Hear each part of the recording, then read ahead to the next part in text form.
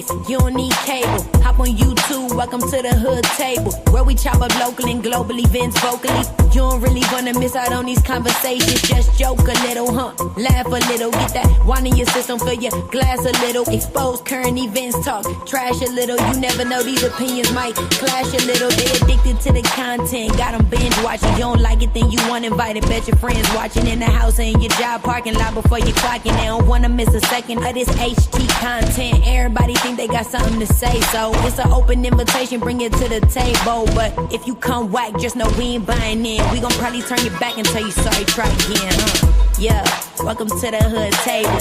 You don't need Netflix, you don't need cable. Yeah, welcome to the hood table. You don't need Netflix, you don't need cable.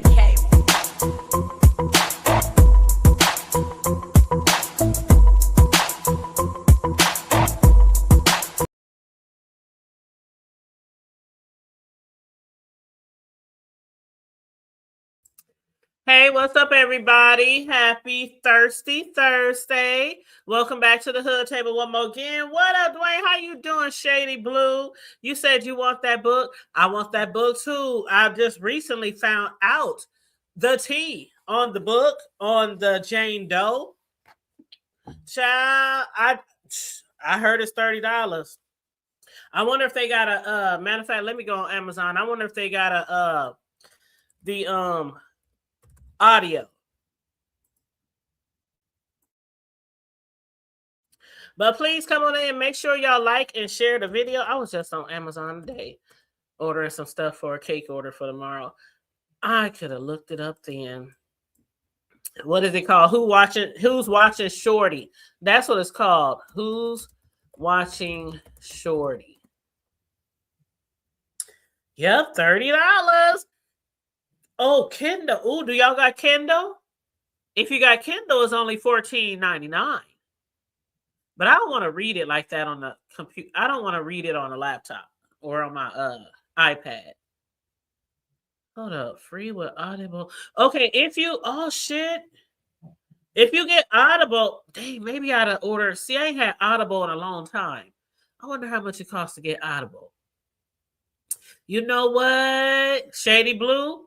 If you have Audible on Amazon, it's $0.99.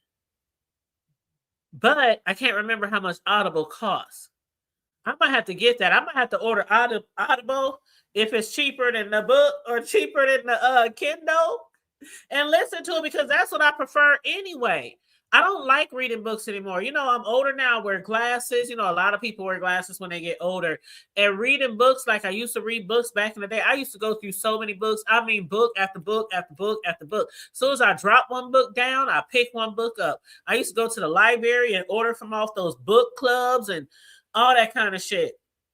Had the grip of books. Some books I would like rent from like the library and then just take them back. And some books I would actually buy and purchase. But I started getting a whole bunch of books and I'm like, I ain't got no library nowhere in my house be keeping all these damn books. So that's when I started doing audio books. And I'm telling you, the what do you call the people who be reading the book to you? You said, but yesterday, if it's trending like that, Shady Blue, it might be $50 by Sunday. You said yesterday was $25. Today is $30. Yeah, I'm looking on Amazon right now. I'm looking on Amazon right now. Matter of fact, let me go back to it. I'm looking on Amazon right now. It says hardcover $30. Now, if you buy a used book, there are options for $24.99. It says use and new offers. So there's one for $24.99. There's one for $28.59, $29, $29, $30, $30, $30. So they're averaging like $29 and $30. Now the people who are selling them for $24.99, it says it won't get here until February 23rd. That's too far. If you pay the $30, you get it overnight by 7 in the morning. But the $25 one, it says it'll arrive between February 23rd and February 26th. That's like 3 weeks away. I want it before then.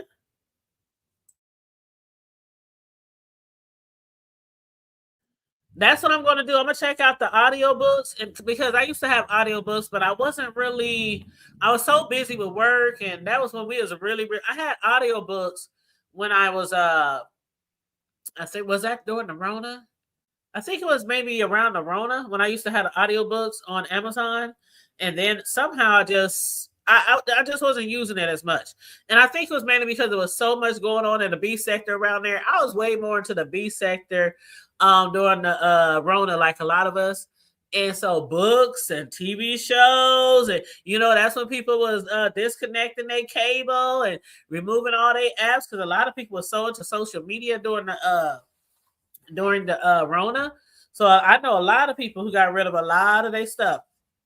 They might have kept like Hulu, Netflix, things like that. But a lot of people during the Rona, they were so focused on YouTube, and all these celebrities was getting on YouTube, and just regular old folks like us.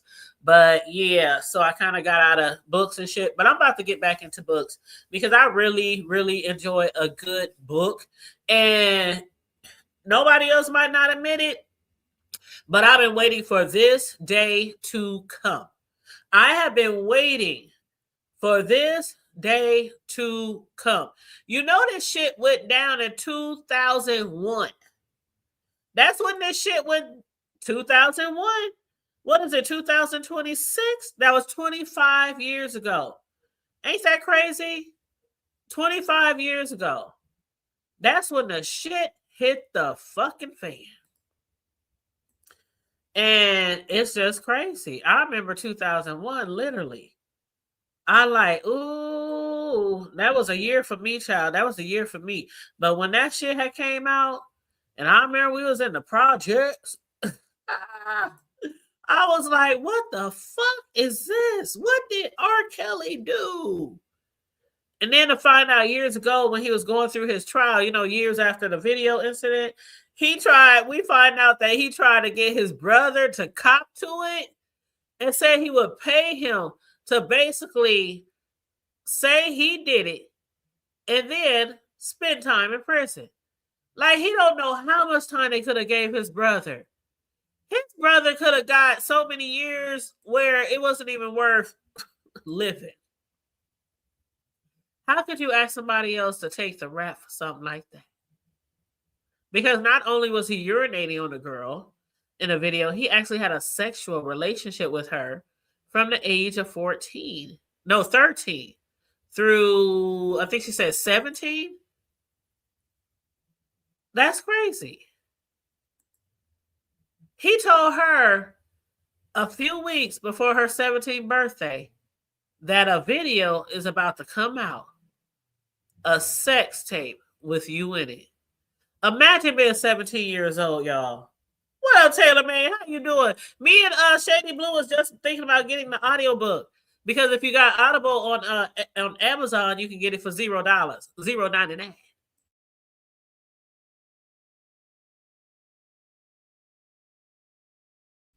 Just imagine 17 years old. That's around the age where you're about to finish high school, you're about to graduate, maybe focus on college. And you're like, the whole world is about to see me on a sex tape with R. Kelly. You see why she was Jane Doe for so long. She could have came out a long time ago. One thing that I hate that she went through, besides all the trauma. What up, White Tanya? How you doing? And I did drop the link just in case anybody wants to come up here. But yes, they got an audio book. I'm on Amazon right now, $0.99 if you got Audible account. Sure do. And they also got the for $14.99, you can get it on what's that shit? Kindle. If you got Kindle, you can get it for $14.99. And then they have a few that are between $25 and $30. If you get the one that's like $25, you can't get it to around February 23rd through the 28th. But if you get the one that's $30, you can get it overnight by 7 in the morning. Yep. At least that's what it's telling me from my neck of the hood. Uh-huh. You have to go on Amazon, Taylor, and you have to get an Audible account.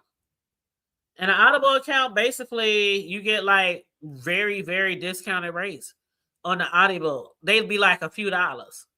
It'd be like a few dollars for the Audible. And I used to do it because I used to, while I'm working out, I used to, listen on my headphones while I'm walking, outside, down the road at the park. And I was just about to say earlier, the people I don't, what are they called? Narrators. The narrators in the books, I don't know who Amazon uses, but they use some very good narrators. There's this one guy, and I could tell he's black. And matter of fact, I had looked at him up one day, so I know he's black for sure. But he has this voice. I mean, it's so animated, and he makes you really feel like you're right there in the story.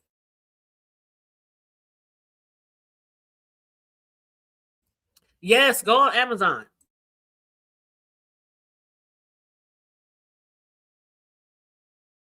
Definitely go on Amazon. And I'm like, damn, I had to make a purchase today because my homegirl, she's having this party tomorrow night.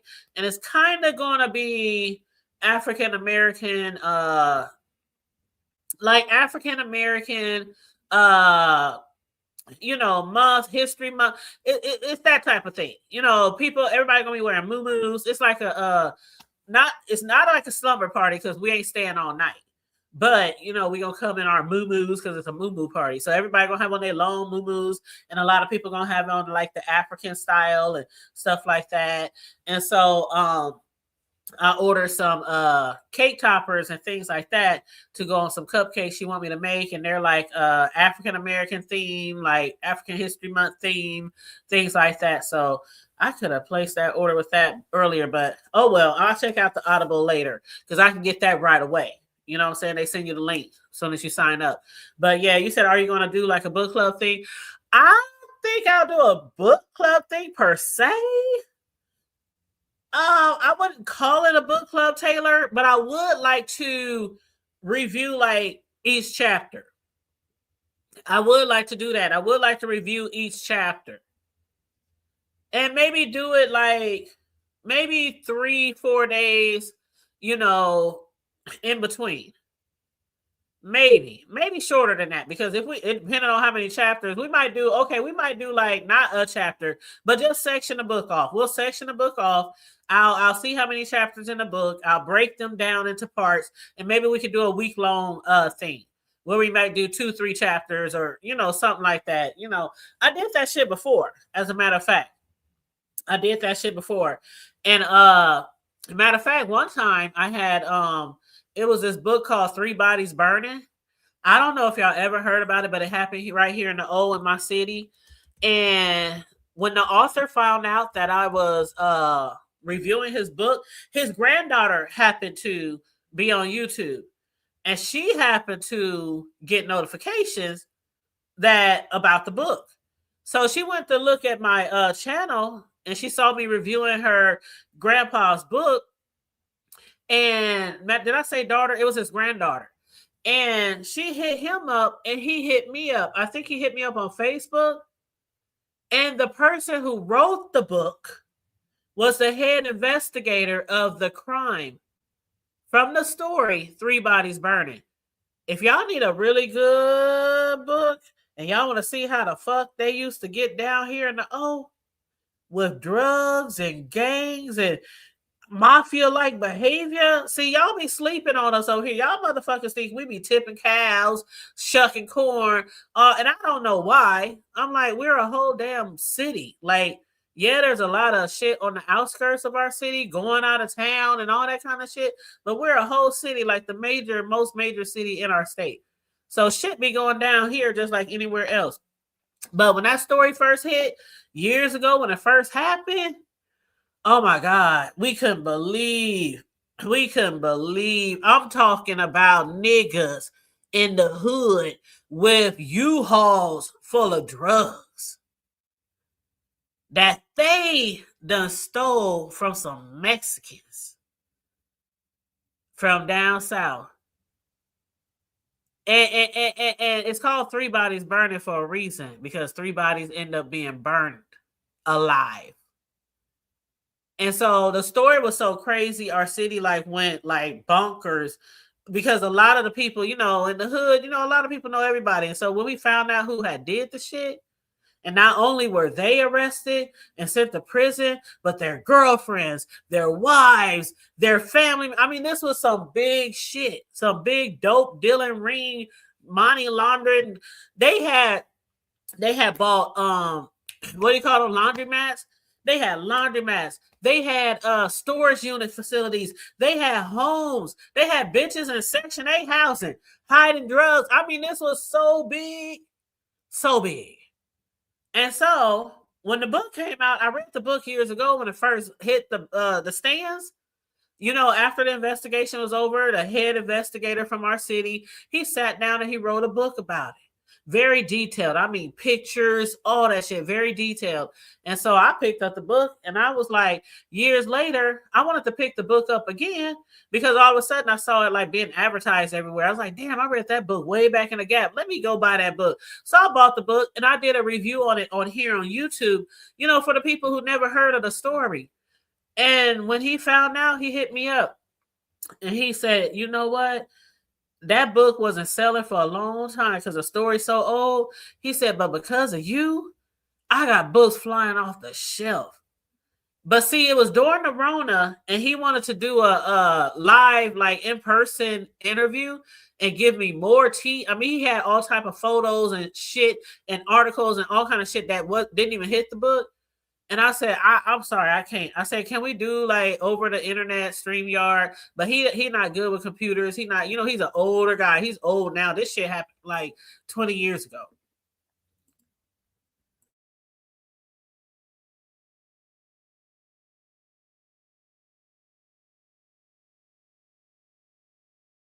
Hold on, give me a drink.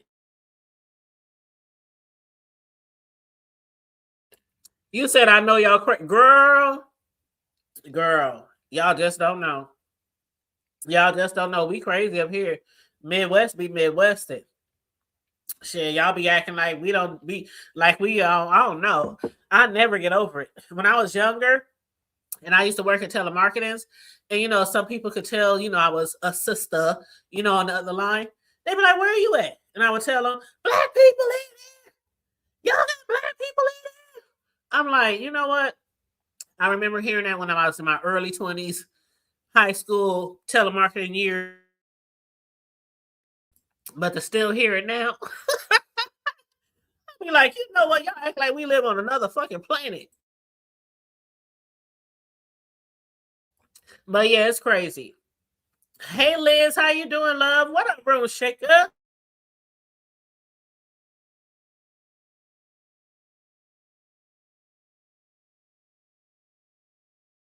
But yeah, so it was the Rona. He didn't want to do like the StreamYard and shit because he wasn't good with computers, and I didn't want to meet up in person because it was the Rona. So we never got around to it. And I would have loved to have the head detective on my channel doing an interview. I would have loved that shit.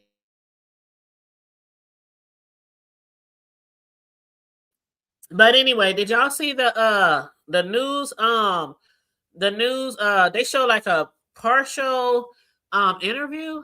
Hold on, let me pull it up. Hold on.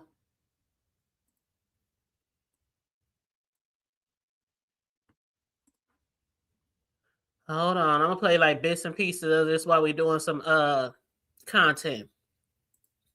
Y'all drill team used to come to my city and win every year for a while, but I've been there when my daughter was younger with her drill. Oh yeah, our drill teams is the shit.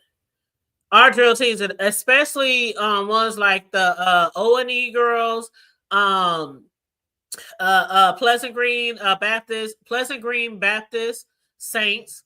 Who else? Who else? What's the name of that church? Oh God, what's the name of that church? Salem Stepping Saints. It's so many. It's so many. It's so many. I love all our drill teams, some more than most, especially Pleasant Green. The reason why I love Pleasant Green so much is because they're like I won't say like a sister team to my hip hop line dance team, but like the main instructors of Pleasant Green is also the main instructors of our dance team. So it's like really a closeness, and a lot of the people that's on Pleasant Green Stepping States, they related also to our instructors for our dance team, and they all belong to like the same church and stuff.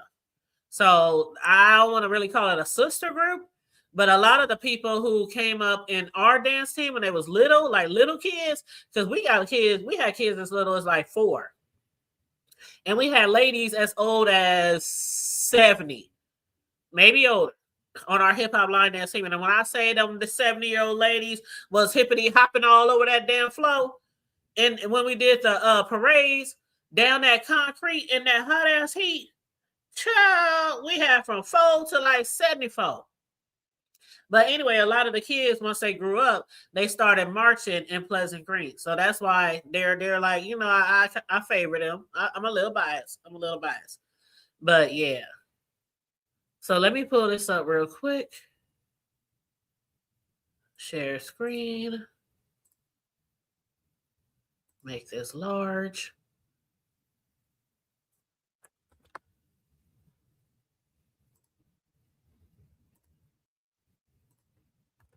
Okay, I'm going to hit mute.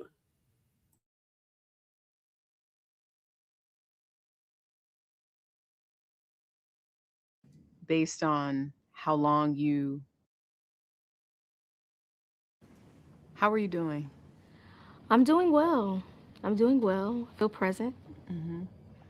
When I think about the amount of time that has passed based on how long you knew R. Kelly, I think so many people have wanted to hear from you for so long.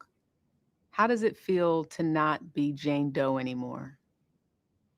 It feels very rewarding. It feels very liberating, um, which was a part of the reason why I wanted to write this book because I really wanted to live in my true skin, in my true self. And your true self today is what? My true self today is Rashona Landfair, not Jane Doe, not Sean. It's who I am as a person, who I am as a mother, a friend, a daughter, a colleague, etc. You dedicate this book to your dad, your son, and you say your inner self. hmm Who else would you say this book is for? This book is for every person who has gone through some sort of trauma or some sort of uncomfortable moment in their life where they blame themselves, were ashamed or embarrassed to live in their true skin and just really took the faults of other people and, kind of hid behind that. So it was just really freeing for me, and I wanted to share my experience with people who have been in similar situations. You obviously talk in this book about how it started. You don't start at the moment people start talking about you or knowing anything about who you are and who you're associated with, but you describe at length how it started. You mention your aunt, the artist Sparkle, who used to work with R. Kelly. Say your aunt told you the next time we're at the studio, you should ask Robert to be your godfather. Aunt Sparkle explained that I should sit on his lap and rub his head while I asked him to be my godfather. This instruction seemed sort of weird since I hadn't sat on his lap before, but I didn't question it. And I'm going to stop right there. That's where that's one of the weirdest parts. And granted, I ain't read the book yet, but I will, and we'll do a review on it. But that's one of the weirdest parts of this interview. That Sparkle, when introducing, because this young lady, Jane Doe, real name Rashona Landfair, Sparkle's niece, she was in a rap group. A lot of people didn't know that. I didn't know that. She was in a rap group and they was touring. I guess the rap group was really, really good, and maybe she'll provide the name in the book. But the rap group must have been really, really good because they were touring all over the world, not just in the United States, but also overseas. And I had no idea that the girl was in a rap group because we didn't know nothing about her. All we know is she was a 14-year-old girl, and later found out it was Sparkle's niece, right? That's all we really knew about her. But besides the fact that she's underage and it has something to do with pedos, you know, when it's stuff like that, those type of acts, they don't release the information to protect the child. Hey, what's up, Mr. Boston? How you doing, love? But they don't reveal, I should say, or expose the child's name. Sometimes they don't even expose other people's names that have something to do with the child. You know, because they don't want them, you know, they're a kid, okay? Surviving some shit like that without everybody knowing who you are is bad enough and traumatic enough. But for the whole world to find out like they found out with her, I'm glad they kept her name. And this has been how long? Since 2001. And we ain't heard no high note of her name. Now, I'm sure people who might live in that area, you know, I'm sure people probably knew who she was eventually, you know, people who she went to school with. I'm sure it wasn't a total secret. But for the masses, for the world, we had no idea who this girl was. She was Jane Doe. And even when they was testifying about her during R. Kelly's trial, the first one with her, where he got off, and the second one with all the other ladies, you know, the surviving R. Kelly trial. Okay, the one from Netflix. They brought her up during that trial as well. But the thing that's crazy to me is the girl had never met R. Kelly in that fashion. She was already doing good touring, but her niece Sparkle, I don't know if she thought that she could take her to another level. Maybe turn her into a individual artist. Because she was with a group. But to introduce her that way, when you first go see this man, who everybody knew what the people in his circle knew what he was about.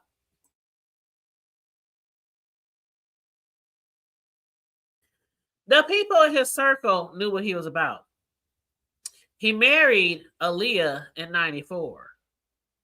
The wedding was annulled in 95. Aaliyah was pregnant and had an abortion. This was like 7 years before Sparkle told her to sit on his lap.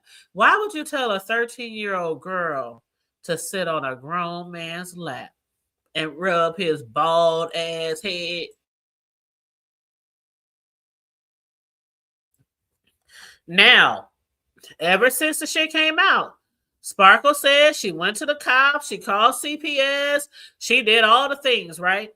Even her niece said she looked out for her and all this kind of shit. You basically handed her over on a silver platter. That's how I feel. That's exactly how I feel. You said the first trial, she said, yep, the first trial, she said that wasn't her. Remember, her parents had forced her. And see, that's the second part that's really struck out to me. The fact that Sparkle told her 13-year-old niece, and mind you, when she said, the niece, we don't get into it, but the niece said that the thing about R. Kelly and what a lot of pedos, because, hey, I'm a survivor as well, okay? I've said that before. But the thing about Kels and a lot of pedos, they see you before you see yourself. They see you, ladies, before you see yourself, little girls, young ladies, I should say. They see you forming into shapes. They see you becoming a woman. They say you looking more than just a little kid. They see you blossoming. While you still might be 13, 12 years old, still trying to play in the street, have your friends, gossip with your homegirls, all this kind of stuff, watch cartoons, eat cereal on Saturday mornings, they see you as somebody else. And that's what she was talking about. But she sat her on his lap at 13 years old. The second part was the father. because we heard the testimonies even from R. Kelly's brother. The brother that R. Kelly tried to pay to take the rap because they look just alike. He said, man, please, please just say it was you. Just say it was you. I will pay you. I will give you money to say it was you. His brother was like, fuck that shit. That shit, once that shit is on your back, that's like a drug. Once that monkey get on your back, you can't shake that shit. You will never be able to live that down. You can't say in 10, 15 years, my brother paid me to say it. You can't do that.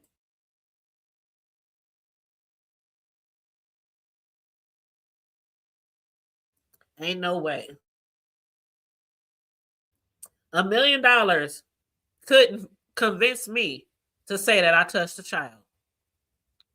Especially when I know that's not me.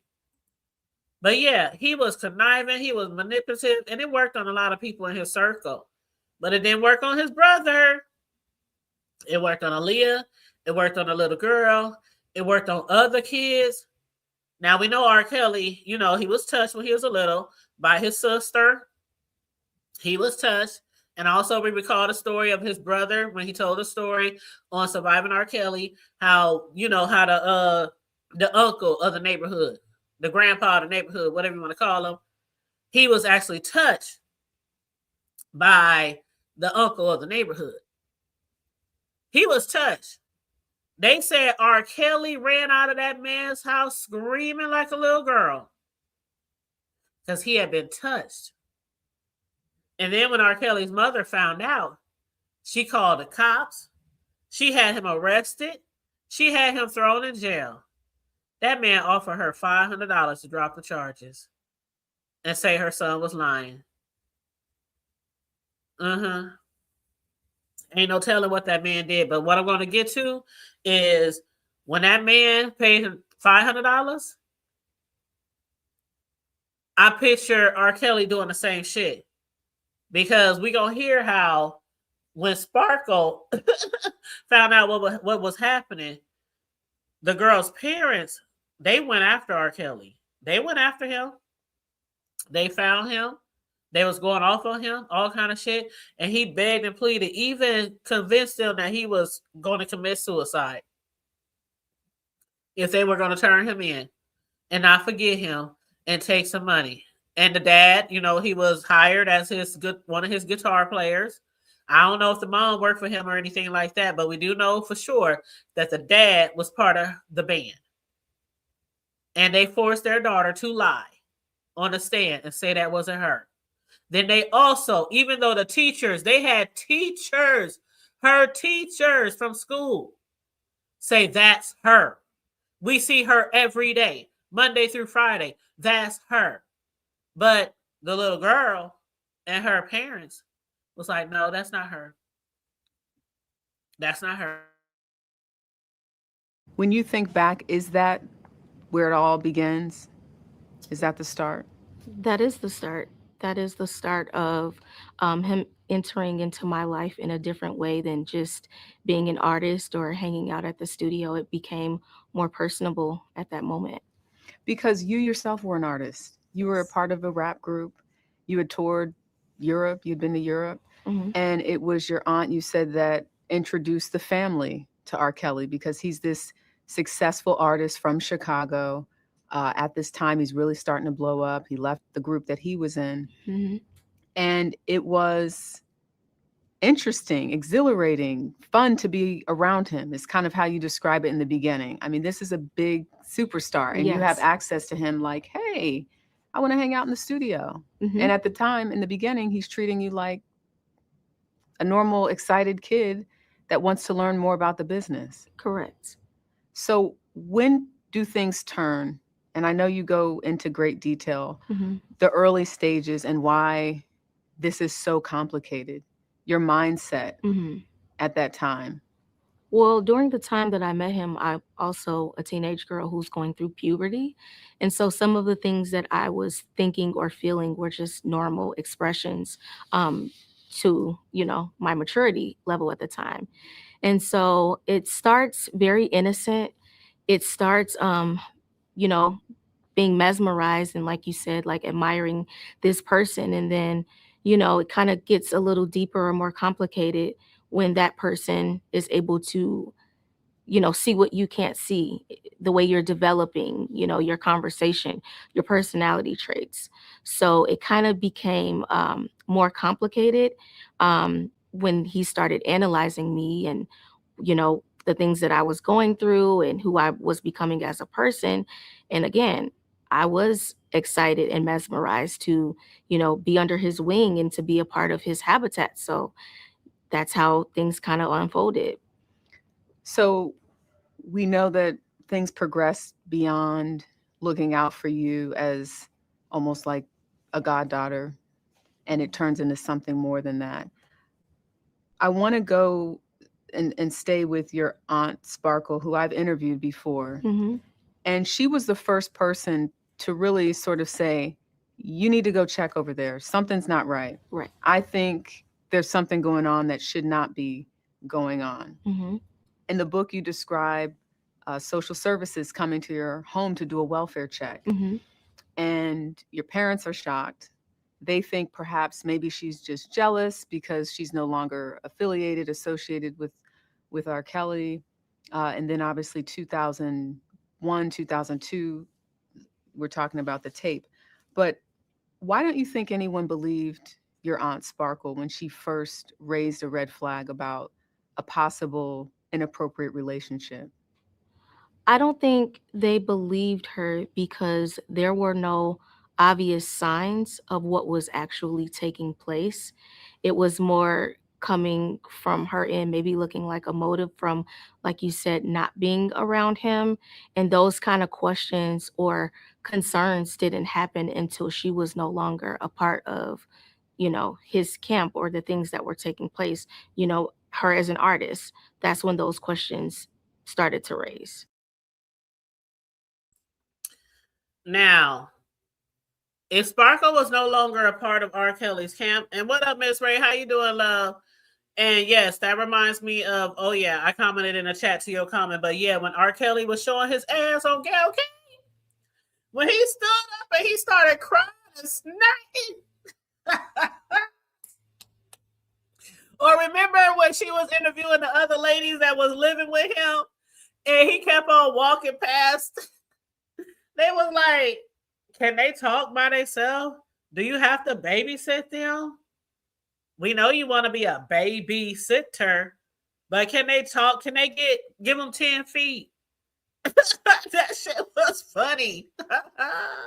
I'll never forget that shit. But okay. So if Sparkles was not believed because they figured she was jealous, she was hating, she ain't really hanging out with Kales anymore, why the fuck would you leave your 14-year-old? See, I don't know.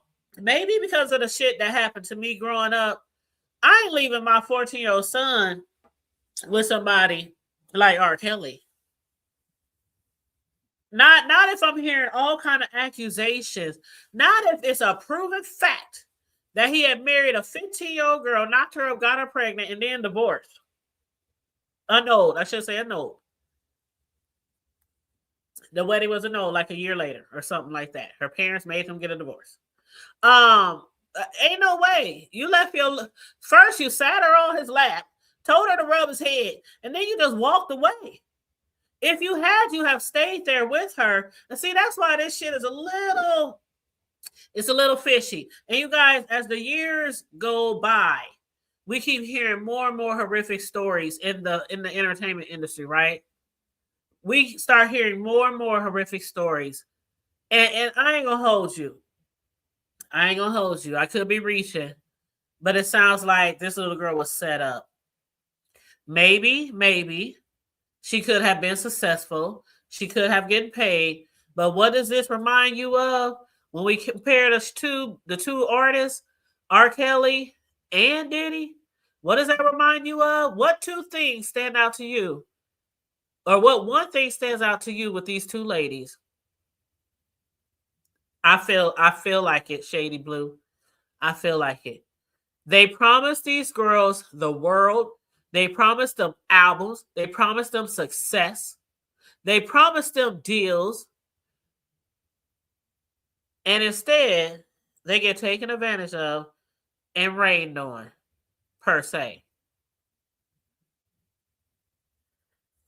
You can't tell me that that's water, and I know that's piss. What's that? What's that expression? Don't tell me it's raining when I know you know that expression. Aaliyah. And Aaliyah was doing good by her darn self. And you know, I'm not a conspiracy theorist. I leave that to like Miss Intel and to other people. I'm not a conspiracy theorist per se, but some things just make you think. Like, remember the shit with Aaliyah, how people say they think that was not so-called an accident? I don't know. I always wondered about that. I know that there was too much luggage, too much equipment on the plane. But also was an experienced pilot. I'm not gonna get into that. I'm not gonna get into that. That's a whole nother, that'll take us down a rabbit hole. That'll take us down a rabbit hole. You right there with me though? Yes. Okay, so I ain't the only one who remember that. Okay, I'm just making sure. Just making sure. But yeah, the fact that she left the girl, a little girl, the title of the book is Who's Watching Shorty? That's the title of her book, Who's Watching Shorty? And you know why she called herself Shorty? Because that's what he would call people. He would call them Shorty. R. Kelly would call his girl Shorty. And the title of the book is Who's Watching Shorty? Nobody was watching. Her parents weren't watching. Her auntie wasn't watching. The girl was getting rained on with urine, and nobody knew. She was being recorded and taped and filmed with people watching, not just us watching the VHS while we was in the projects, but the people who was filming, the people who was sitting there in the room doing things. Who's watching Shorty? Child. Nobody but Kels. Chapter 7, you call it stress fractures. And you say it was a couple of weeks before your 17th birthday. You say, Robert told me the copies of one of the sex tapes of 14-year-old me were beginning to be sold on the streets of Chicago. One of the and sex across the tapes. country. Your reaction. I gotta make sure y'all heard that. One of the sex tapes of her. How many sex tapes of her were there? It was just one that was being sold across the world, the country, probably the world too. Reaction to that when you think about hearing those words from R. Kelly, that this tape is out there, and you were 14 years old? I was empty. I was very hollow inside. I was very confused. Didn't know what to expect. And I was embarrassed. I want to read part of that in terms of just sort of what you were feeling at that time, because at some point, the remedy for this, according to, you refer to him as Robert in the book, is that he wants to tell your parents. Mm-hmm. And you say, Robert told me how he would tell my parents the truth Mm-hmm. about us. My mom and I were in one room, and my dad and Robert were in another. You go on to say some other things, but eventually you get to this part. After a while, Dad came storming out of the room, crying hysterically and cursing, saying to R. Kelly, You're sick. I can't rock with you. I can't help you. You need to get help. He yelled at Robert, who followed us into the elevator and was on his knees crying. Man, I'm sorry. I just love her. So the turning point from innocent goddaughter running around just trying to learn the music industry to something more like you're trying to make sense of why he's calling you and saying, what are you wearing? This type of thing. To now you're confronted with something that's out there, and he's saying the solution is just tell them. I know it looks crazy. but I believe you're my angel, as you refer to in the book. And your dad initially is upset. He's crying. He's confused. He doesn't know what's going on. Why wasn't that the moment when you look back where you were not allowed to see R. Kelly anymore, be around him? Take us to why it was so complicated for you and your family and what you said to your parents. It was very complicated. My dad wanted to make the right decision, and he was not okay with anything that took place. I was more under Robert's brainwash. I was more under his spell, and he utilized me against my parents, making threats of suicide and doing different things out of desperation to convince them to not turn on him. And because I had been groomed for so long to carry out this mission and also not want that girl on the videotape to be myself, I thought in my little mind that maybe that was the best approach. We felt more protected and had more resources and help through him than taking matters into our own hands with this celebrity and the industry and not wanting to be the people to end R. Kelly and deal with hatred and many things. So, I mean, I'm not here to sugarcoat any shortcomings of my parents or myself, but at the time, that's what that's what made us feel the safest. You felt as though R. Kelly was holding all of the cards, had all of the power. He did. How did you? And he did. And he did. And thank you for sharing that, Vibrant. I did post a picture, but thank you so much, beautiful. I appreciate that so much. But yes, Kimberly Black. What up, honey? How you doing, love? But yeah, with that being said, as far as like her father and everything, like I said, he was really upset, but not upset enough to take him to jail. I think not only with the crying and the begging and the snot and the saying I'm going to kill, unalive myself, suicide shit like that. I still believe the brother. I still believe R. Kelly's brother. He said that family was paid, and the dad was made like the head of the band, the guitarist or whatever. Again, I don't know. I can't remember if the mother worked for Kells or if it was just her dad, the husband. I'm not sure. But when she was saying stuff like he has the power, he does. He has probably, he had back then, see, in 2001, R. Kelly didn't go through all the money yet. He went through some lawyers back in like, when was that? 90, it was like 90, no, 2001. Okay, I'm tripping. That's 94. That was Aaliyah, right? That was 94 with Aaliyah. But R. Kelly around this time, it was before the surviving R. Kelly. He still had a lot of money. It was one girl, although that's enough, right? One girl is enough. One victim is enough. But he still had a boatload of money then. He was still making a lot of music then too. And so this one girl, had they have came out and had he have lost, he would have lost some money. But as far as fighting for to be free, he didn't spend nowhere as much money as he did with the surviving R. Kelly trial. Because it was many people. It was the Netflix series. It was all these victims that came out. I mean, there's all kind of victims came out. Even a celebrity victim. It was even celebrities that had came out to testify about some shit he had done. Okay.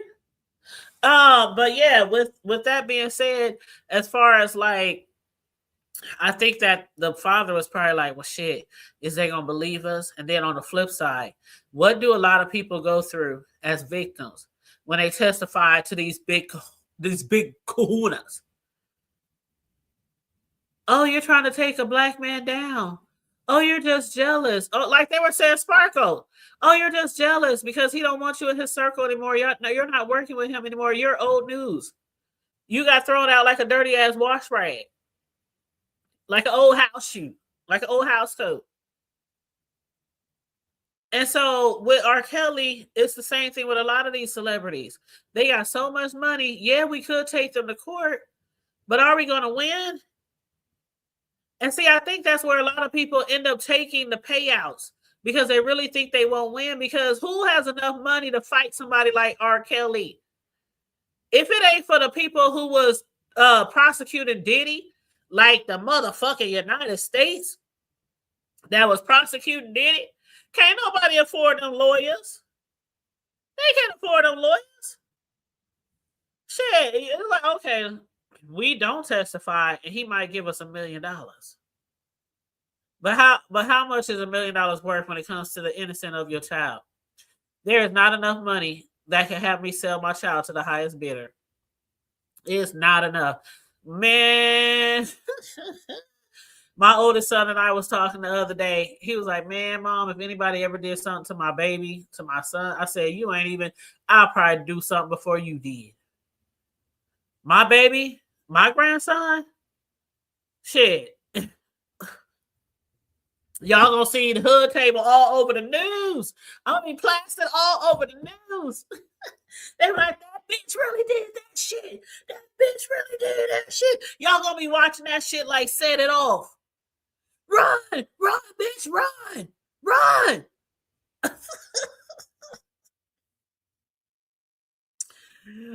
That's I always told my mother, may she rest in peace.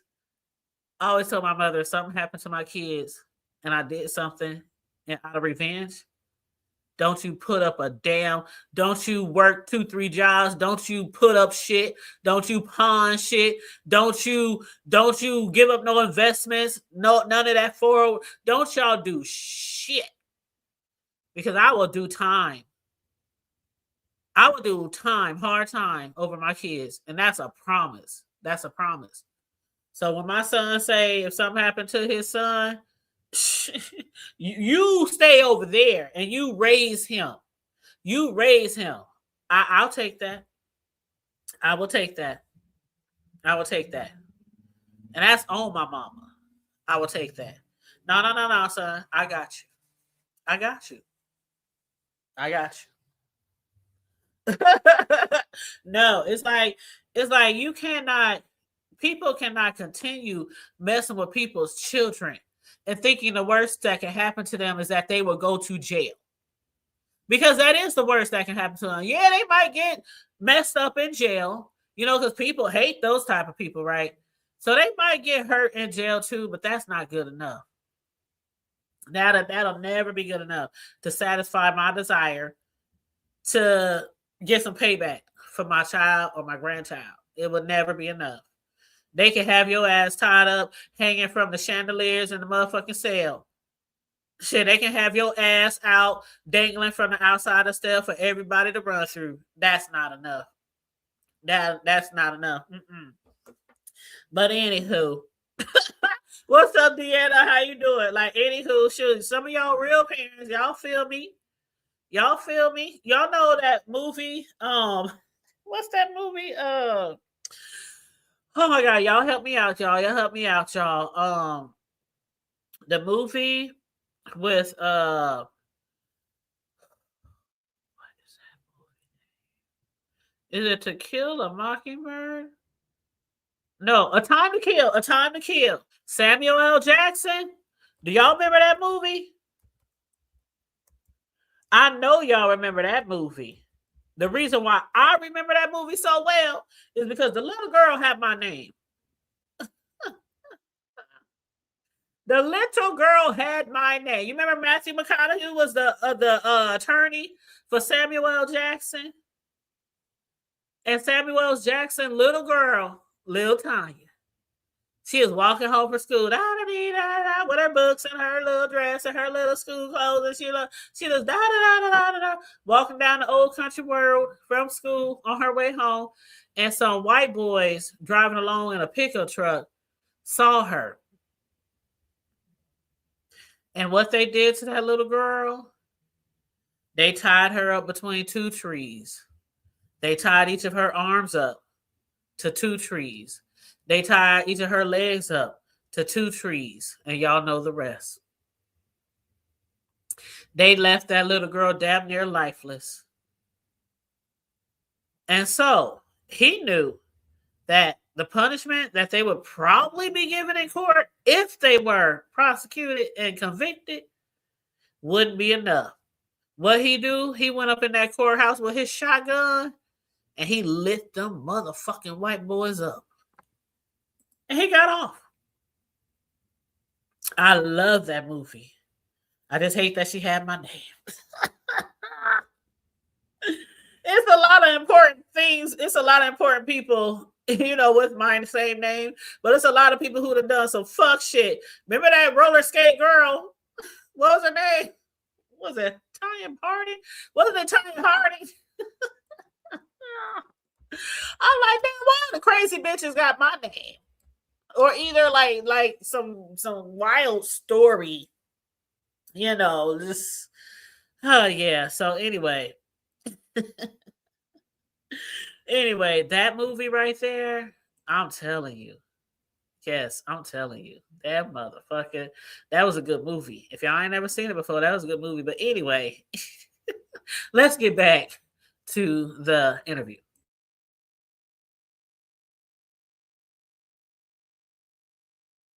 Make peace with your parents later, because that's also something, I mean, even at the beginning of this interview, speaking of dedicating the book to him, and my condolences, because I know he passed away in 2021. But how were you able at this age to make peace with everything that's happened and your parents' involvement?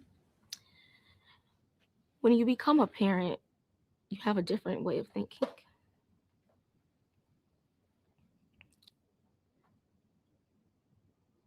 But I also look at the other women and the other survivors and the other, people who, he dealt with, who lost total communication with their parents and their families and literally lived everything that he made them think or everything that they made him feel. Yeah. So, in a sense of why it might be presented to look a certain way, my parents actually saved me. They're the reason why I'm sitting here today. Because if it had not been for them, if I lost complete communication with them and I was literally living his dreams, his brain, his way of thinking, I don't know where I would be. Mentally, physically, or emotionally. When the trial started and the questions from federal investigators are coming, when you look back again, so much of this is people being able to try and understand it through your lens. You're living it. You're the only one with this story. Why not tell the truth in 2002 or 2008 when there was finally a trial after 6 years? That's one of my biggest regrets, not telling the truth. But again, when I have been trained and groomed since I was age 13, I started believing the lies that I was telling. It was very foggy and unclear on what I really felt versus what was right or what was wrong. And even in moments where I despised Robert, I still lied for him.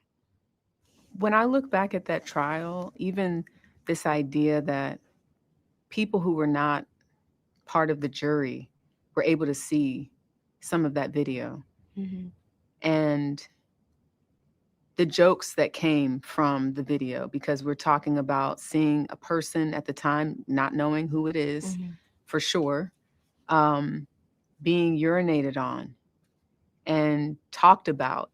Do you look at even the justice system as not protecting you to some extent? I mean, thinking about that video being played before a gallery of everyday citizens.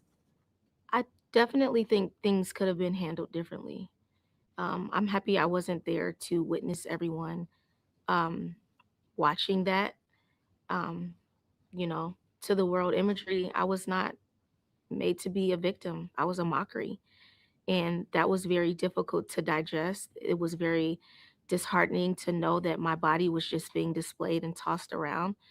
And, when I look back on it, I wish things could have been done differently, but those are all of the things that I had to internalize.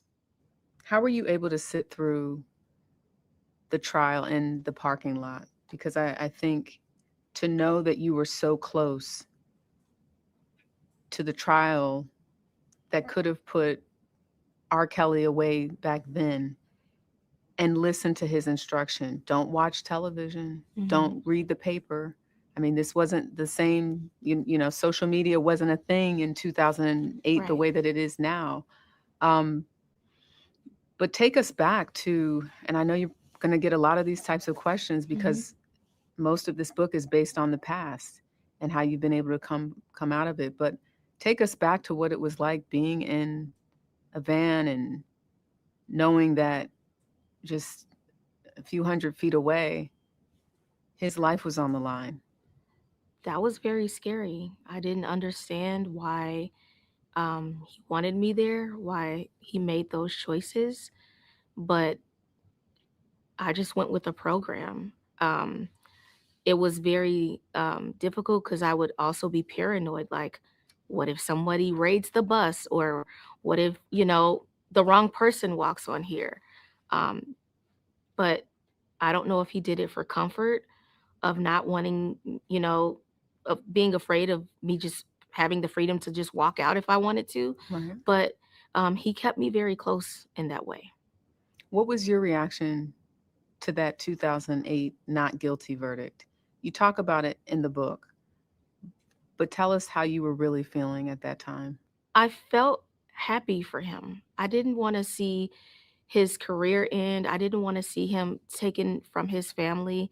I thought things were going to change for him, for us. I thought things would just get a lot better. I thought this was our freedom to just be family and to, all of the different traumas and me having to hide and disguise myself and be lonely and away from my family. I thought that was closure to all of the negative things that he kind of made me feel like had to happen during this case that lasted for so many years. And at this point, too, you're in your 20s. Right. So you're thinking, yeah, this stuff happened, but, this is our chance to reset. Right. But what actually happened? Okay, before we continue on, yes, Deanna, this is the girl. This is Jane Doe, Sparkle's niece. She finally came out. She finally revealed herself, and she has a book on Amazon called Who's Watching Shorty? And I'm going to buy that bitch, and I'm going to do a review on it. I'm going to break that bitch up into sections, like so many chapters, and we're going to review so many chapters at a time. But this is her. This is Sparkle's niece. Finally coming out the closet, per se. But yeah, now interesting thing that she was saying there was, did y'all hear that? During that trial in 2008, the one that she lied, her parents told her to lie. She said she was brainwashed. He was telling her parents, I really love her. I'm sorry. Threatening to unalive himself and all kind of shit for them not to prosecute. But the thing went down anyway. Of course, he wasn't convicted, but he had her outside on the bus. He had her outside on the bus. He was keeping her on the bus just like he used to keep Aaliyah on the bus. Keeping Aaliyah on the bus. Aaliyah would be on the bus for all his tours. They driving all over the United States, and Aaliyah would be on the bus in his bedroom, ready for him whenever he was ready for her. Oh, Sparkle, you remember Sparkle? Girl, you remember Sparkle, the singer? That's whose niece it was. You remember Sparkle, the singer, the black singer, Sparkle? Honey, when all this shit hit the fan and when the sex tape came out with him urinating on her, people found out it was Sparkle's niece. Sparkle's niece was the one who got the trial rolling, basically. She was the one that went to CPS. At first, they didn't believe her. They didn't believe her when she said, I think something is going on with R. Kelly and my niece. And they didn't believe her. R. Kelly was making people believe, he's a manipulator. Oh, she's just saying that because she's upset because she ain't in my camp anymore and I'm not helping her with her music anymore. And she's just jealous that I moved on and woo. So nobody believed her back then. But then when the tape hit the fan, That is when, a few years later, he had to go to court for it. He had to go to trial. And before the trial, he convinced basically her and her family, the little girl and her family, to lie and say it wasn't her, even though all the school administrators and teachers said in court, that's her. We know that's her. We see her every day, Monday through Friday. That's her. But her and her family was like, no, that's not me. That's not me. And she's been dealing with that shit ever since, listening to her parents. But see, one thing she said in this interview is that she thanked her father. Now, although her father, that was wrong as fuck. Her and her father and her mother, that was wrong as the fuck. To take money, take a position in his band as a guitarist, and basically sell your daughter to the highest bidder and let his ass walk. But I also see the other side of what she's saying when she said, thank God for my father. Because like a lot of those girls, remember the Gail interview, the youngest one? The youngest girl these parents was going to his house begging, please let my daughter go. Please let my child go. Please send my child home. Please.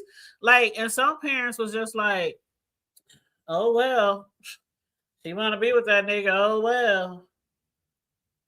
So I think where she's talking about, I thank God my father because I could have been one of them ones who couldn't see their parents because she was already brainwashed. But I think if nothing ever happened, she would have been really brainwashed and she probably would have been part of the people on Surviving R. Kelly.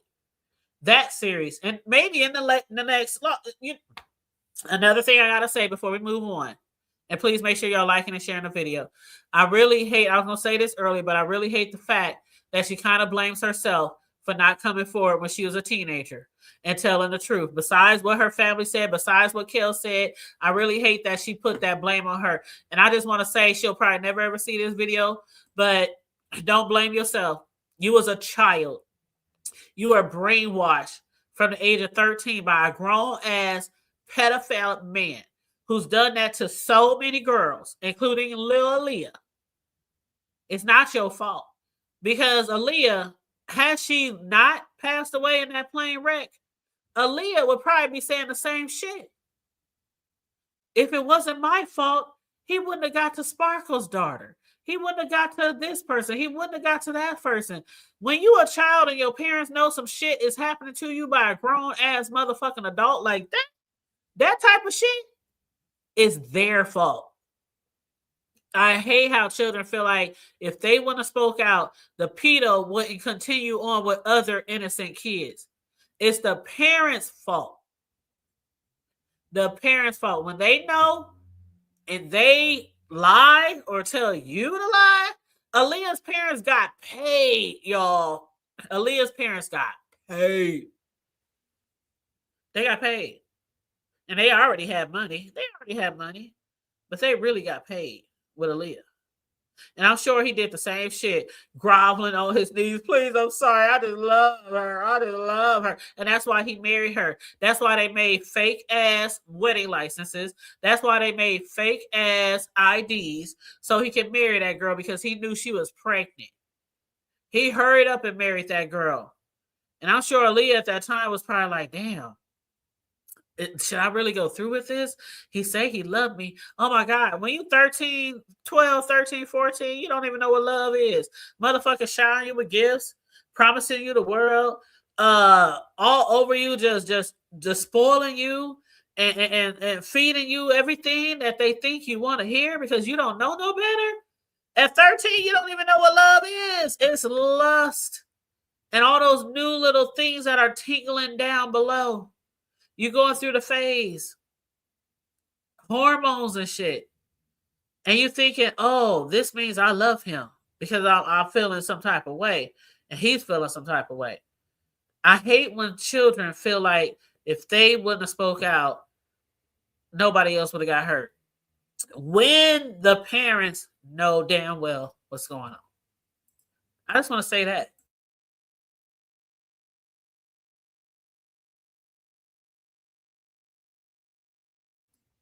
He's been on that shit. Yeah, there you go. There you go, Mr. Boston. I remember those butterflies. I remember those butterflies when the person who was with me that shouldn't have been with me, I was groomed. I know the feeling of being groomed. I know the feeling. And when you raised in the hood and you growing up, y'all done heard my po as fuck stories before. And I'm not ashamed or embarrassed about it. I talk about my upbringing all the time. When you really, your parents is robbing Peter to pay Paul, you living in the hood, you got to constantly move and all that kind of shit, scratching and surviving, like Mrs. Oracle say, Mrs. Olivia. We were scratching and surviving most of my childhood. And then this guy comes to me with everything. Fancy ass cars, jewelry, money, mink coats. I mean, all that. Now, don't let me wrong. He didn't pimp my ass. It was none of that shit. He wasn't a pimp. He just had a lot of money. He had a lot of money. He had a good job, all that shit. And he enticed me. He groomed me, bought me all the shit that I could buy. And me being so young, I'm like, I don't know. I just fell in love, fell in lust, whatever you want to call it as a little girl. And all the things that he was buying for me. Now, you can't take them home. You can't take them home. You can't take them home. And me as a child, I'm still like, okay, I understand. I get it. I get it. Child, when we got busted, or should I say when he got busted, I'll never forget. He used to sneak and pick me up for school when I was on my way to high school. And he used to pick me up like blocks away from my bus stop, and he would take me to school. And he would pick me up after school. And all my friends and stuff, they'd be like, who is that? Who is that in that nice ass car? Who is that? Oh, that's my boyfriend. I'm so young and dumb and naive. And they was like, oh, okay. All right. He looked a little old, don't you think? Girl, one day I had met him at the place where I was supposed to meet him for him to pick me up. And a lot of people knew him. He was well known. He wasn't just some nigga off the street. He was very well known. And my parents even knew who he was, but they didn't know what was going on. This nigga must have picked me up one day, and one of my homegirls happened to be on her school bus and happened to drive past him picking me up and me getting my ass in his car. And she told her mama, who told somebody else, who called my mama. When I tell you, the telephone thing, back then we all had house phones and nobody had no cell phone. All these old ass ladies on the phone. Girl, I know you love me. I mean, I can just imagine, because I wasn't there for the phone calls. I was just there for the end scene. When it's like, we know what you're doing, we know you're doing, and if he's gonna call the cops, he's gonna go to jail. At that time, my parents made a mistake too. They was just like, leave her alone, stay away from her. If we see you again, you going to jail. They made a mistake too. He didn't get paid. We didn't get paid. We were still broke the next day. Shit, I wish they would have got paid. I wish they would have took something. And I really have a feeling that he could have been doing stuff to other people. In hindsight, once I got older and realized how fucked up the shit was, and I realized I didn't even know what grooming was. As a child, you don't know what grooming is. Once I got older and started seeing all these TV shows and these movies and all this kind of shit, I'm like, I was groomed. Never knew what grooming was. And so I know the signs, and I know what signs to look for when it comes to my children. That's why I was really, really, really protective of my kids. And even once they get grown, that 28-year-old son of mine that looks just like me, he'll tell you, mama, she still was grilling us when I was like 25, 26. You sure ain't nobody touch you? You can tell mama. You can tell me. I don't care how long it's been. You can tell me, and we go activate in my Sean Brad. We go activate. Mom, really? You think... Really, Mom? First of all, everybody know what kind of parent you was, and they know you would fuck a nigga up. Didn't nobody touch us, Mom. My other son says it too all the time. Mom, really? People know your ass is crazy. And besides that, we would have fought. And we would have came home and told you. We would try to fight them off if anybody tried to touch us. We would fight them off, try to get away. We would tell you, Mom. We would have told you, Mom. I'm like, okay. About time the oldest one got about 26, 27, I was like, I guess I ain't going to ask no more. But you never know, y'all. Y'all never know. Kids will keep that shit locked up deep down inside, no matter how many times you ask them. Even once they grown, especially when it comes to boys, because they embarrassed that it happened to them. Because as a boy, they feel like that it's trauma, boys and girls. But as a boy, y'all know how it goes. Men, grown ass men, don't even want to talk about that shit when it happens to them. But let's get back to the video.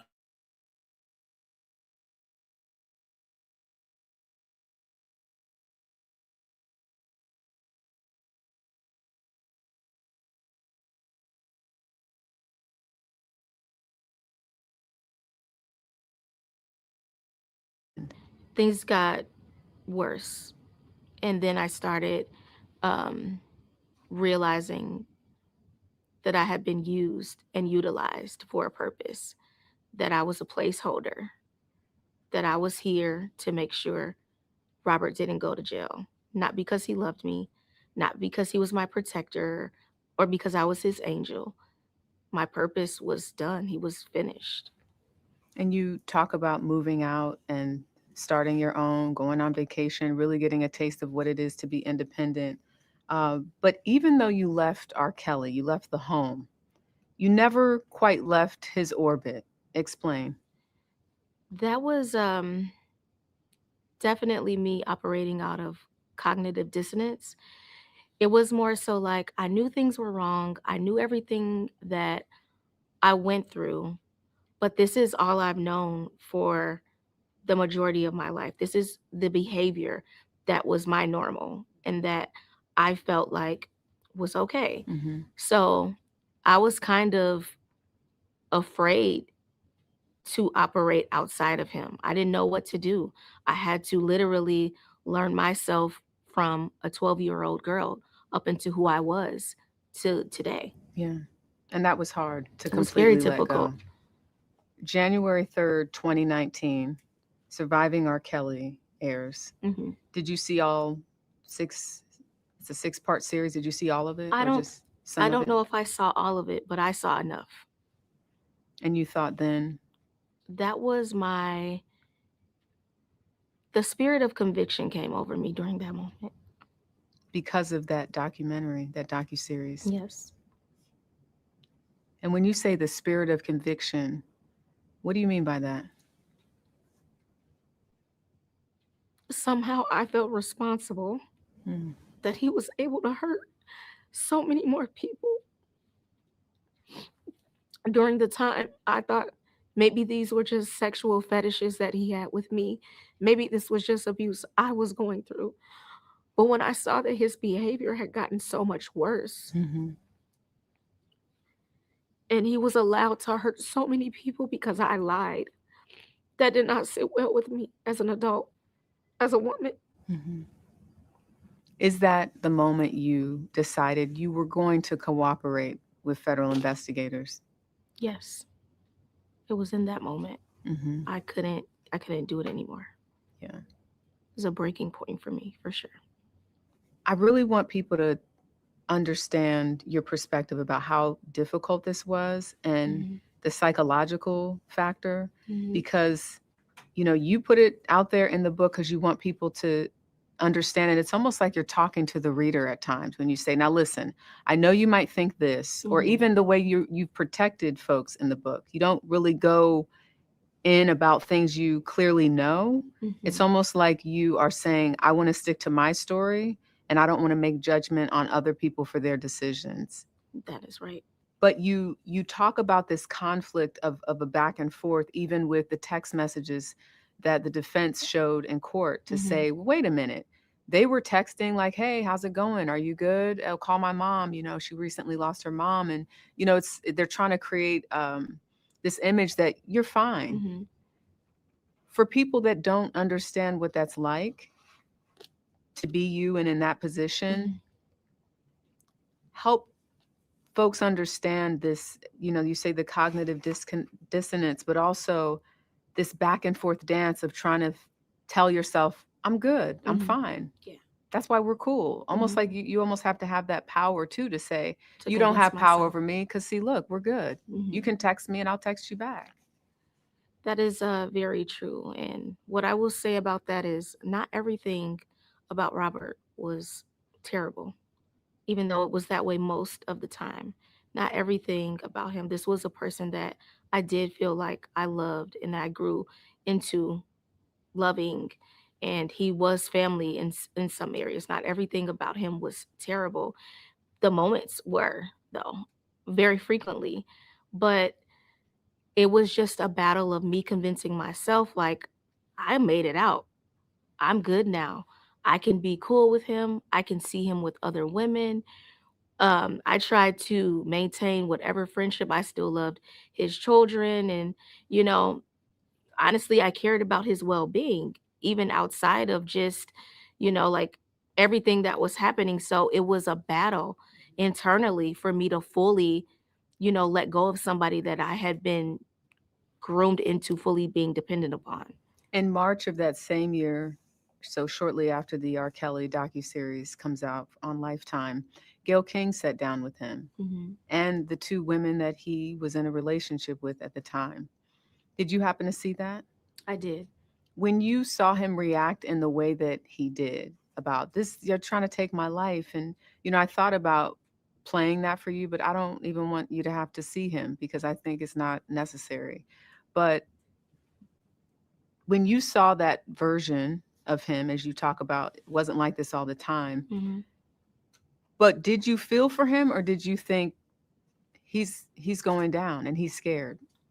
Well, first, I thought it was very Broadway of him to act like that. That was very normal for him to have that type of response. And when I heard those girls speak, I knew exactly who was talking through them. I Mm. knew exactly what mission they had, the convincing, the firmness, everything that I had been trained and groomed to do. I read right in between that. And in that moment, I did not feel sorry for him at all. I felt like you still don't get it.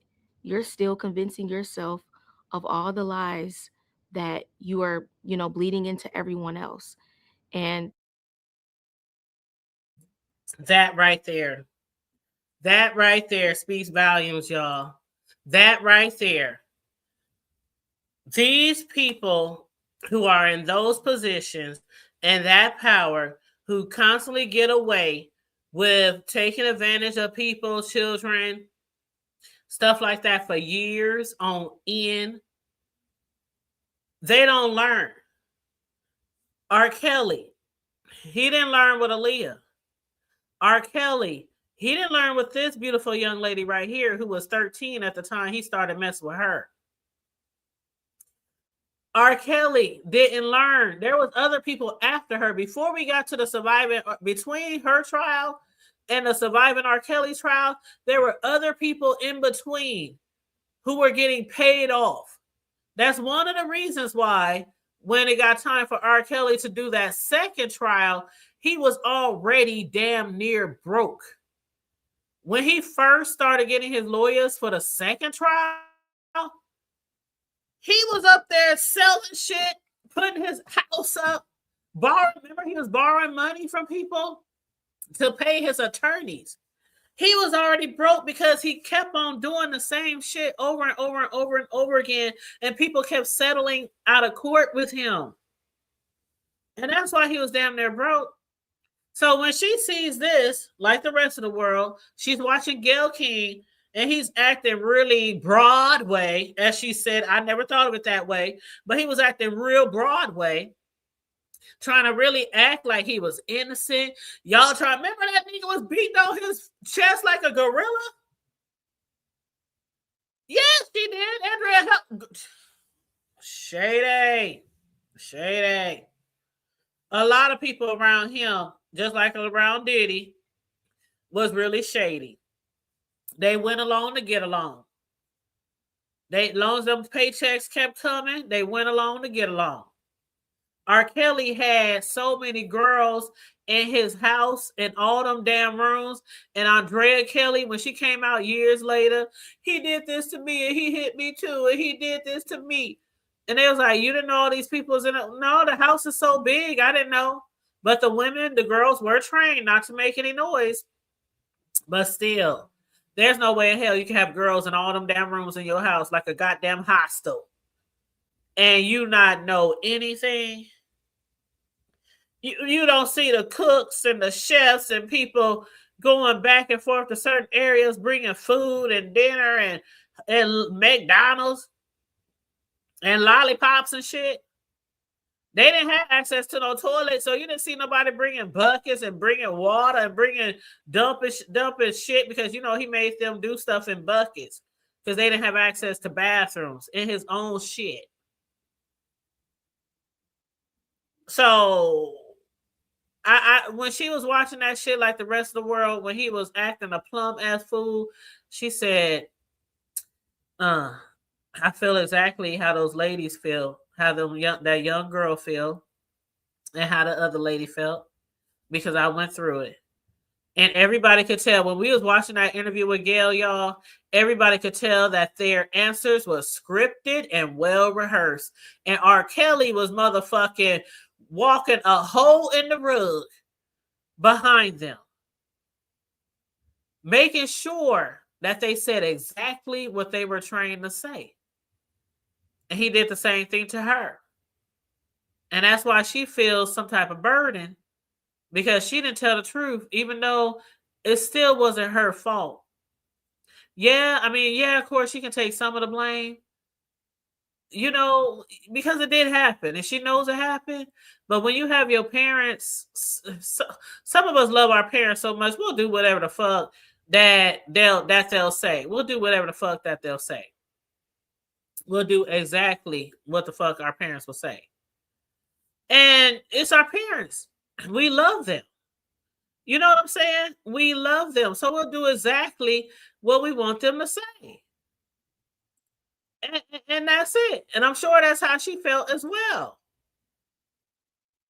And don't worry, I got the troll out of here. B-Sector Bay? You mean B-Sector Ho?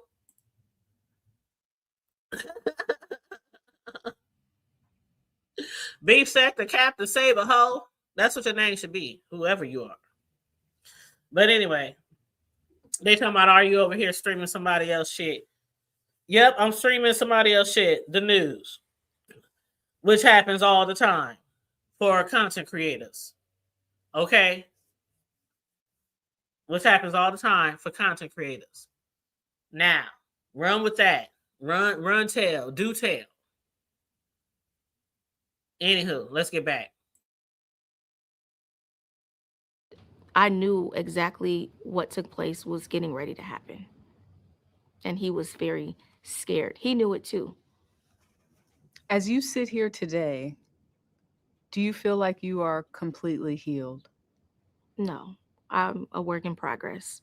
I have a long road ahead of me, but I can look back and I know exactly where I come from. And I can see the stars now. I wanted you to, if you would, read something that I think would be best if we heard it from you. And this is the grace note. Mm-hmm. I highlighted this section because, you know, I'm not going to make you read all 3 or 4 pages. Okay.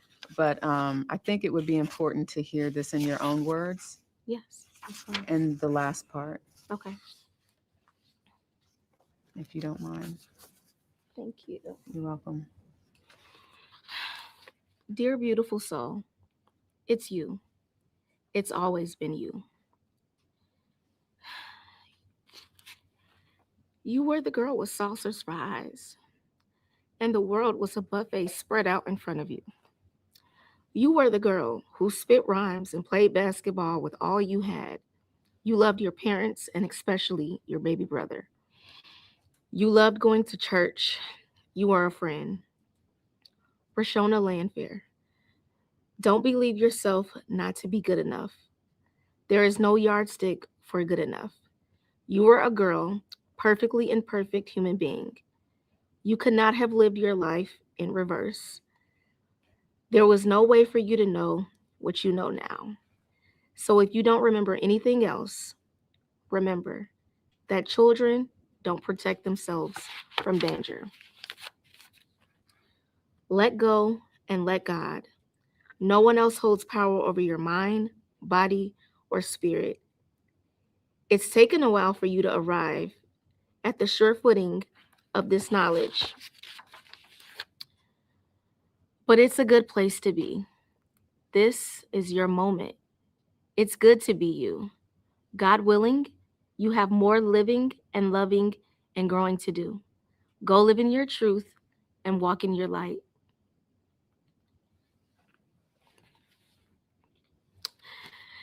Embrace this next chapter in your journey with anticipation that God will plant new dreams in the fertile soil of your heart. Love you times infinity, Rashona.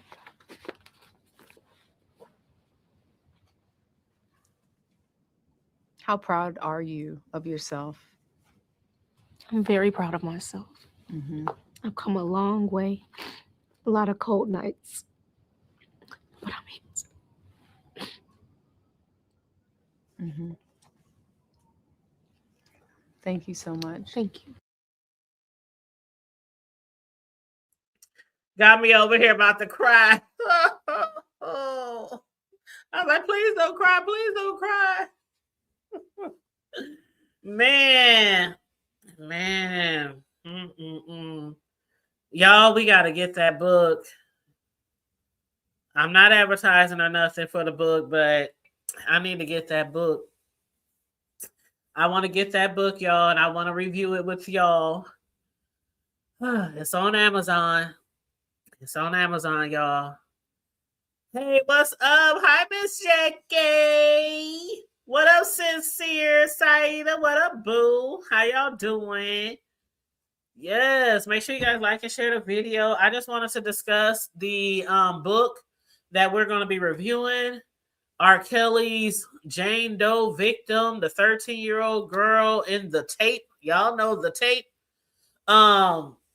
She finally came out. She's speaking out. She wrote a memoir, all that. But you know what? Who was that in the chat? Was that you, Shady Blue? That said, I wonder how she, or was that Deanna? Was that, which one of y'all said that? You said, I wonder how she feels about the wife. Oh, that was Deanna. Yep, Deanna said, so how did she feel about Deanna? I'm hoping that will be probably answered in the book. I'm really hoping that'll be answered in the book. Because I want to know that too. Because for you to be 13 years old and he got a whole other life, like he got shit going on. And you was groomed. Yeah, you was enticed. Yeah, you was manipulated. It wasn't your fault at all, baby girl. But I would like to know how she felt about his wife then, how she felt about his wife during the trial, how she felt about his wife after, how she felt about his wife during the Surviving R. Kelly trial, and how she felt about him now being locked up for 30-some years. I really hope she expressed those feelings in the book. I really would like to know. That's a good question. Very good question. You said his wife never really got any flack. Never, Sincere. And it's crazy. It's crazy, y'all. I say this all the time. It's crazy when, like, okay, we know, how you say that girl's name with the Epson? Gazelle. Is that how you say her name? Gazelle? She went to jail. She's still in prison. She got 20 years. She's still trying to get out. Did y'all hear that Gazelle said that there's 25 people who were offered a deal, and that's why they were not tried when it came to the Epstein? And she said had her lawyers knew, her defense attorneys knew, then she probably wouldn't have got the time that she did. So now she's advocating for them to turn over all that information. So my point is, when it comes to these big celebrities and stars and, entertainment people, when it comes to them and they have in this circle where everybody supports whatever they're doing, right or wrong, right? They turn a blind eye. I never understand why it be only that one person that gets in trouble. I never understand it. They had a team. Everyone likes that has to have a team. Epstein. He couldn't traffic all those young girls out of other countries every other fucking weekend by itself. Of course, Gazelle's in jail, but it just wasn't her. Same thing with R. Kelly. He had people going to concerts, weeding out the ones that they thought would be good victims. Then buying the plane tickets and sending them tickets to go out of town to meet him and to be with him. Like Diddy, he had all these people around him: chefs, cooks, butlers, attorneys, friends, assistants, security. They have all these team members around them, but only they get the time. It's really weird how the law works, right? Yep, she was a dancer. Yeah, she was a dancer. And she was a really good dancer. She even had her own dance studio and everything and was teaching other people dance. Really good dancer. And no shade, no tea, but when you look at Andrea and compare her aesthetics with some of the ladies he was messing with, she's kind of like very plain, besides the fact, she has some nice strong legs from dancing. But I mean, like facial structure and things like that, a lot of the women he messed with on the side was way more beautiful than her. But, that's neither here nor there. But it does say something about men who be cheating on their wife and doing things with other people. It says something about who they pick to be the one at home to raise the children, and who they pick to be their mistresses or their victims. It says a lot. Yep. Since there they focus on that one person. So I'm going to leave the link drop for a few minutes, y'all. I'm going to leave the link drop for a few minutes. If don't nobody want to come up, I'm going to get out of here. I'm sure there's probably some other people live. I probably missed some people, and I'll have to go back and watch some people. Because y'all know I watch everybody. At least I really try to. I really try to watch everybody, especially my faves. Especially y'all who give good reviews. It ain't just a whole bunch of just rah, rah, rah, rah, rah on y'all panel. Y'all actually giving commentary. Y'all actually giving reviews. Whether it's on something in trending news or celebrities or something in the sectors, y'all actually sitting up there and y'all giving y'all opinions on something. I like a lot of people, but the rah, rah, rah becomes too much sometimes. And it's just nice to be able to just listen to somebody, not yelling and screaming through a mic, give some decent commentary. So shout out to y'all. Shout out to y'all, my Deanna, my Sincere. I see y'all in the chat. I see y'all in the chat. Some of the people, my faves, they come over here and support me too, and I support them. And I love watching you guys. I really do. And a lot of times people know I work long hours. I work like 12-hour days most of the time. So sometimes I'll drop down in y'all chat and I'll say, hey, good morning. How you doing? And I might not say nothing else, but I'm watching. And sometimes I don't have time to drop down, but I'm watching. Or I'm going to catch your replay and I'll comment under your video. Replay gang gang. So I love to really support the ones that support me. And that's my whole, even with all the bullshit that's been going on the last 24 to 48 hours, I don't want to dwell on that shit. But that's the main point of the reason why I did what I did.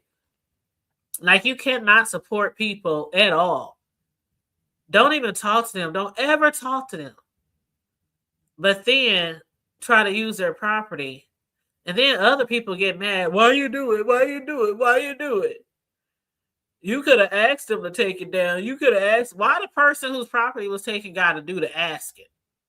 But the person who took it ain't got to do the asking. And again, I ain't going to dwell on it. I'm not. I'm moving right along. I'll still do beef sector content here and there, and I'll still do trending news. That's how I started doing trending news, celebrity news, TV show reviews, movie reviews, and beef sector in between. Ain't nothing gonna change. Ain't nothing. If I see some shit on here and I'm like, oh shit, let me take my notes. And let's go live. Let's hit that button. That's what I'm gonna do. That's what I'm gonna do. And all of y'all out there who do content, just keep doing what y'all doing. Especially y'all who out there being authentic. Just keep on giving that authentic content out there. I appreciate you. If nobody else does, I appreciate you. Even if you're not bigger than a lot of these channels, I appreciate you. I really do. And if y'all don't know that, y'all hearing it from me. All right. So I love you guys. Make sure you like and share the video. Subscribe to the channel if you happen to be new here, please and thank you. You said Goose don't give a fuck, and he said as much so you can change your mindset. Absolutely. Absolutely. Absolutely. And on that note, like, share, subscribe. Feel free to hit the Cash App if you want to donate to the commentary. $, the Hood Table 402. Stay safe, be blessed, remain vigilant at all times, and always remember to keep it hood. I'm out. Bye. Thank you, Miss Jackie. Good night, boo. It's so good to always see you in the chat. Shady Blue, a.k.a. Dwayne Wayne. Love you guys.